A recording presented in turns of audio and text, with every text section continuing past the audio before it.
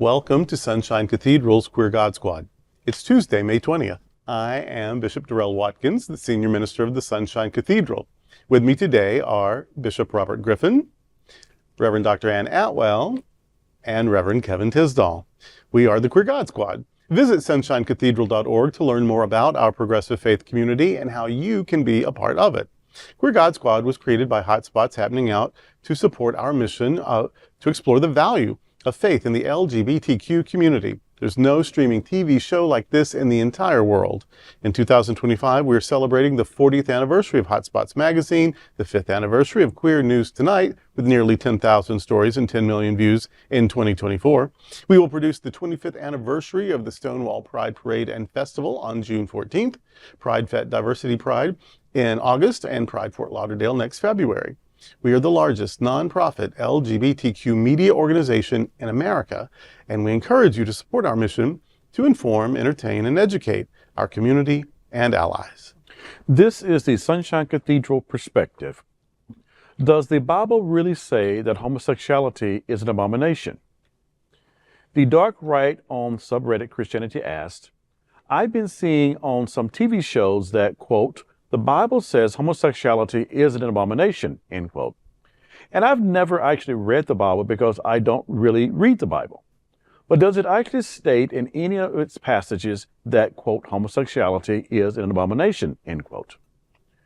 There are two verses in Leviticus that say if a man lies with a man as with a woman, that is an abomination. And one of those two verses even says the offender should be executed. The word translated as abomination may mean something that is forbidden by society, which is not the same thing as being morally wrong. But we need to remember, first, the passage is probably talking about the way men mistreat women, using them for sex work or being rough with their wives or sexually assaulting women. The idea of two men being in love and living happily together probably never entered the writer's mind. So don't lie with a man as with a woman probably means don't rape or buy sexual favors from another man. In fact, every verse people use to shame same-gender loving people is always in the context of manipulation, exploitation, or violence. Love is never condemned.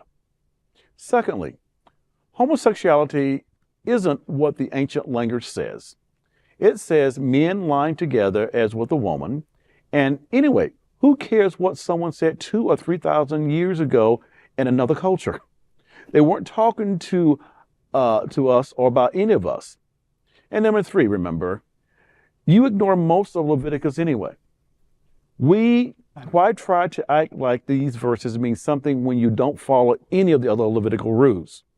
If you eat pork, or shellfish, wear clothes of mixed fabrics, have tattoos, don't expect women to sequester when they menstruate or right after they have children.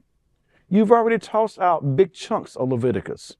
There is no reason to act like homophobic interpretations of two isolated verses are any more authoritative than any of the many verses you've already dismissed out of hand. With my tone, you know what I'm about to say. For real, y'all, look, we have been, ever since I can remember in childhood, these verses have been tossed out as why homosexuality is wrong, why folks need to be killed, why they need to be stoned, yada, yada, yada, yada. And I have to agree with this. You don't follow any of them. I'm going to say any of them. Why do you want to highlight these two continually as the main reason that this should not be against the homosexual community, or against the gay community, or against queer people? In antiquity, and y'all ain't reading the Bible. Like, you ain't reading the Bible anyway, much less any commentary that would help you understand what these verses mean. So you're talking out of your ass. Let's just get to it. You're talking out of your ass when you begin to pontificate about things you have not read, or things you have studied, or things that you understand. And this passing down the same messages generation after generation, it only does to shame what you don't know, and also attempt to harm other people and living their authentic lives. That's it right there. What they have done is that they have made the Bible completely useless. by using it to prove that these people are bad, and to prove that we deserve some privilege and you don't deserve to even exist, or that we're right, and not only do we right, that we get everything now, but we're also going to get all the good stuff in the next life that I can't prove, I have no evidence of, but I'm going to make your life miserable until you agree with me, and then our reward is that we'll get it all in the next one. Just trust me. When you break it down for people, I've seen people just go crazy because they have built their whole life. They have bet the farm on this, on I know it all and I have it right because I can quote from a book. Once you suggest, well, what's the book about? Like, who made the book? Then they have nothing. You have to start from here, and they tell you where the starting line is. And if you'll start from their starting line, then they've rigged the game to where now we've got it all in control. If you say, oh, I don't agree to start from there. I don't agree with your understanding of God. I don't agree that the Bible is the authority to do anything. I don't need the Bible to tell me how to live my life. I certainly don't agree that the Bible is one thing, because it ain't. And I don't agree that you know everything about it, because you can't. Because there are subject matter experts that don't. There are people. If you don't know Sumerian, you don't know the whole Bible. Yeah. If you don't know Akkadian, if you don't know what Akkadian is, you don't know the whole Bible. If you don't know Persian history, if you don't know Aramaic, if you don't know ancient Greek, if you don't know the Bible. If you don't speak Hebrew, you don't know the Bible. And so you don't know the Bible. I mean, I know Bible scholars, but they're not archaeologists and they're not Assyriologists. So yeah, they know 2, 3, 4 languages, but that's not all.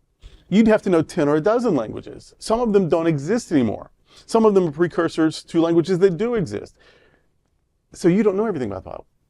Nobody does. People who know a lot more about it than you do don't know everything, because it isn't one thing. It is a collection. It is an anthology. It is a library of things covering a lot of time. It includes a lot of voices, a lot of opinions, even about God. There are contradictory opinions about God because there has to be. There would have to be. If everybody says this exact same thing about God, don't drink their Kool-Aid. You know what I mean? So yeah, I'm not starting with the Bible that you think you own, because you don't even know. Even if you've read all the words, you've read all the English words, which were translated from Greek and Aramaic and Hebrew words. And translation involves choices. So translation is also interpretation. And all of that is going back to the oldest documents we can find, which are nowhere near the date the original documents were written. There are no original documents. We know very little about very few of the authors. Most of it's anonymous. All of it is on documents we don't exist anymore. All of it has been translated for our convenience, thank goodness, or we wouldn't know anything about it. But that is a long process. And so by the time we get to us, we don't have something that you can quote as a weapon to hurt someone. What we have is something that has been made manageable enough that we can start thinking about it and talking about it, but we can't prove anything. And we certainly can't prove that because I know this sentence, I'm right and you're wrong. So yes, does Leviticus say that if a man lies with a man? It doesn't say if two men lie together. It says if a man lies with another man, implying there's dominance over someone else, implying someone is doing a thing to or with a lesser person. If a man lies with a man, it's with a woman. If a man dishonors a man, as they routinely dishonor women, if they show control or dominance over men the way they do over women, that is an abomination, something that is culturally taboo. And so taboo that in this legal system, we could kill you for basically humiliating your fellow man, and man is literal there. That's what that is. Now, because of a lot of research and a lot of talking, now you can know that about it. And knowing that about it doesn't tell you everything you can learn from excavating these texts. So yes, it says if a man lies with a man. It does not say if you're gay, you're going to hell. It doesn't say, and if it said it, we could disagree with it. Yeah. But it doesn't. Right. It doesn't. And so that you've got, the Bible clearly says, because I memorized 2 verses, go, miss me with all of that. You sound like an idiot. It kind of makes me feel bad, we hear this so frequently. And the original poster just wanted to know, does the Bible say homosexuality is an abomination? No. No, it does not. No, it does not. It says a lot of things, and it says a lot of things that people interpret certain ways. But as you heard Bishop Durrell say, it's about context. It's about language. It's about translations. Does it say that homosexuality is an abomination? No. But a lot of people take it to say that way. Right. We have a question from our producers that want, if we're what do we do with the idolatry of the red hats, of the the red coats are coming, the red hats, the MAGA cult, really, where they compare someone to a Messiah. And they get him to sign their Bibles, and they all wear these matching hats. And when you see that hat, you know that means something. That is a sort of idolatry. Yeah, and I may be I'm kind of watering it down by saying sort of. That is idolatry. Yes. You're making a political ideology your text, your infallible text, and the one leader, these almost infallible. And certainly morally infallible, because he's the most morally reprehensible person who's shown up in a long, long time, and it doesn't matter to that cult. So they already have decided that he is morally infallible, because no matter what egregious thing he does, they think he's still a good guy. Yeah. And so does that idolatry, do we condemn that the way that the scriptures condemn idolatry? If you're going to condemn people for who they love, maybe condemn people for the clearly evil man they worship. Now, that's not I don't need the Bible to say that, though. I can just say, oh, that's wrong. He's mean.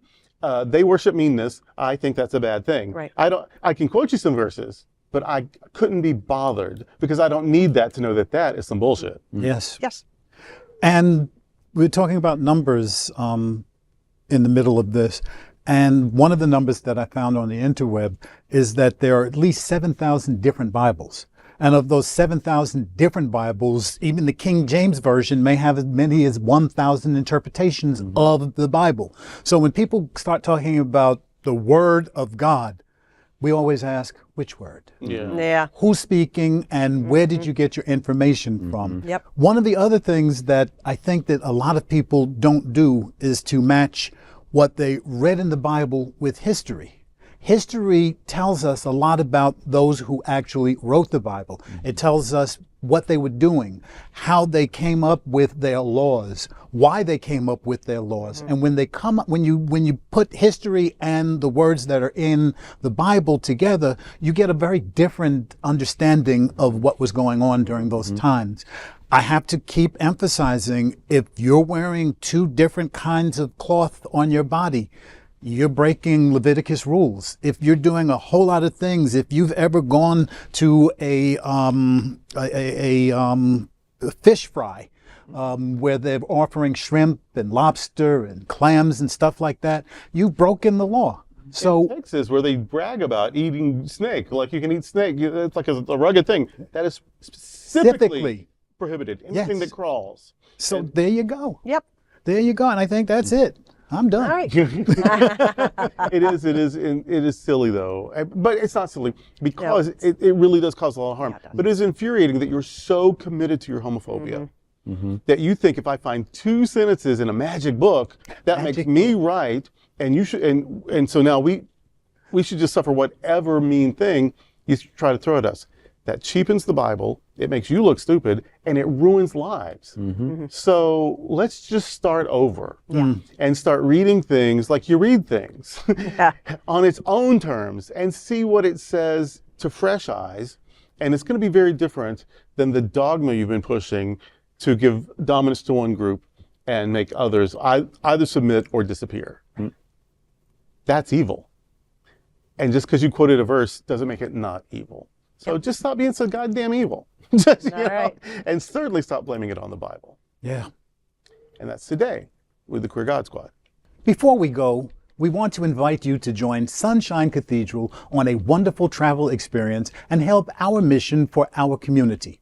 Join us on the Florida AIDS Walk Pride Cruise. This unique 3-day cruise will sail from Miami on the $1 billion and ultra-deluxe 170,000-ton MSC Seascape on November 2nd, 2025. The cruise is for the Florida AIDS Walk. Your participation helps 13 vital beneficiaries in our community. The cruise is an incredible value starting at just $199 and is also a fundraiser for the Sunshine Cathedral. Parties, special events, and more aboard, including a special unlimited beverage and open bar with Wi-Fi for all 3 days for just $68. We invite you to join us on this amazing cruise for fun, this vital cruise for good.